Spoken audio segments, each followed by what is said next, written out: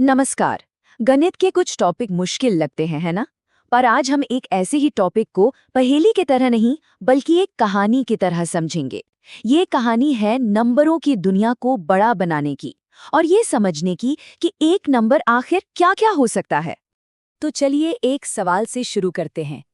क्या हो अगर नंबर सिर्फ एक सीधी लाइन पर ना हो, बल्कि उनका अपना एक पूरा डायमेंशन हो? सोचिए जरा। यही सवाल है जो आज की हमारी पूरी बातचीत की नींव रखने वाला है। तो चलिए शुरू करते हैं। सबसे पहले हम उस दुनिया में चलते हैं जिसे हम सब जानते हैं, रियल नंबर्स की दुनिया, और देखते हैं कि इसकी सीमाएं क्या थीं। मतलब वो कौन सी एक छोटी सी प्रॉब्लम थी जिसने एक बिल्कुल नए आइडिया को जन्म दिया। इसे कहते हैं रियल नंबर लाइन। सोचिए, एक सीधी सी सड़क और उस पर हर नंबर का अपना एक घर है। चाहे 2 हो, -5 हो या फिर पाई, सबका अपना एक फिक्स्ड पता। सब कुछ कितना सिंपल और सॉर्टेड लगता था, है ना? लेकिन फिर एक बहुत ही छोटी सी इक्वेशन ने इस पूरी दुनिया में खलबली मचा दी। इक्वेशन था x² = -1। अब यहाँ एक बहुत बड़ी मुश्किल खड़ी हो गई। इस पूरी लाइन पर, पूरी सड़क पर ऐसा कोई नंबर है ही नहीं जिसको उसी से मल्टीप्लाई करने पर -1 आ जाए।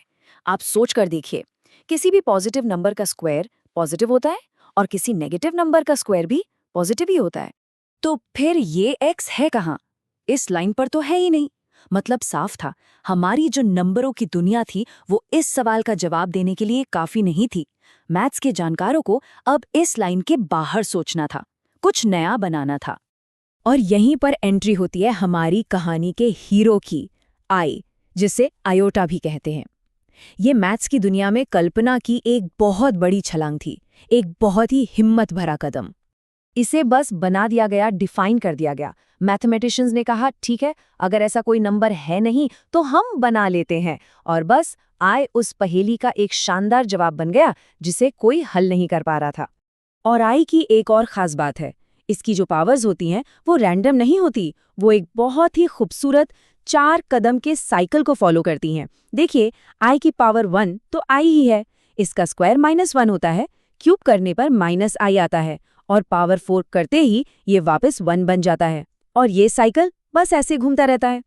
तो आई के आने से सिर्फ एक प्रॉब्लम सॉल्व नहीं हुई, बल्कि नंबरों के लिए एक पूरा का पूरा नया डायमेंशन ही खुल गया। अब हमारे पास आई जो है, तो हम रियल और इमेजिनरी नंबरों को मिलाकर एक बिल्कुल नई दुनिया बना सकते हैं। ये है एक कॉम्प्लेक्स नंबर का general form, z = x + iy। इसके 2 हिस्से होते हैं, बहुत आसान है। एक है रियल पार्ट x, जो हमारी पुरानी वाली नंबर लाइन पर रहता है, और दूसरा है इमेजिनरी पार्ट y, जो हमारे नए हीरो i के साथ जुड़ा होता है।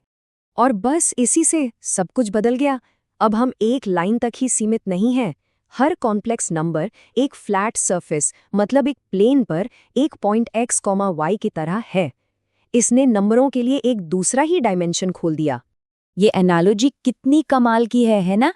इसका मतलब ये हुआ कि हर रियल नंबर असल में एक कॉम्प्लेक्स नंबर ही है, बस उसका इमेजिनरी हिस्सा 0 है। तो हमने पुरानी दुनिया को खत्म नहीं किया, हमने तो बस उसे और बड़ा और विशाल बना दिया है।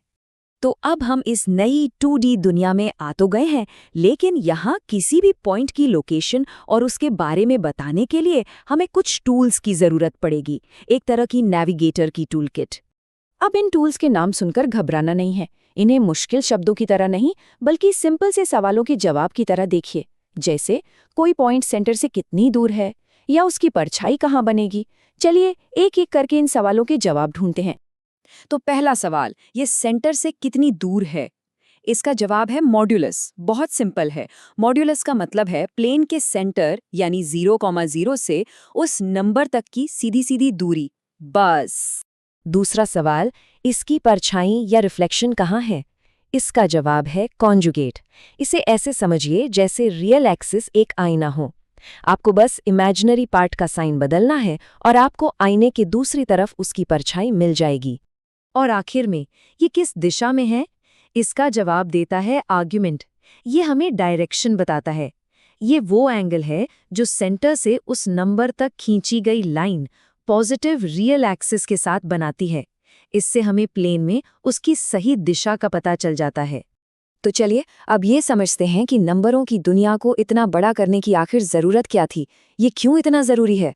क्योंकि ये सिर्फ मैथ्स की किताबों के लिए नहीं था। तो इसका असली मतलब क्या है? देखिए, कॉम्प्लेक्स नंबर्स इसलिए इतने खास हैं क्योंकि ये मैथ्स के अलग अलग हिस्सों जैसे अलजेब्रा, ज्योमेट्री, ट्रिग्नोमेट्री सबको एक साथ जोड़ देते हैं। जो चीजें पहले बिल्कुल अलग थलग लगती थीं, वो अब एक ही खूबसूरत फ्रेम में फिट हो जाती हैं। और बात सिर्फ थ्योरी की नहीं है। इंजीनियरिंग से लेके क्वांटम फिजिक्स तक ये हर जगह काम आते हैं। तो आखिर में बस एक बात सोचिए, सिर्फ एक इमेजिनरी डायमेंशन जोड़ने से हमने मैथ्स को एक कर दिया, उसे एक नई शक्ल दे दी। तो जरा सोचिए, अगर एक और डायमेंशन जोड़ दिया जाए तो क्या क्या हो सकता है। ये सोचना ही कितना कमाल का है ना?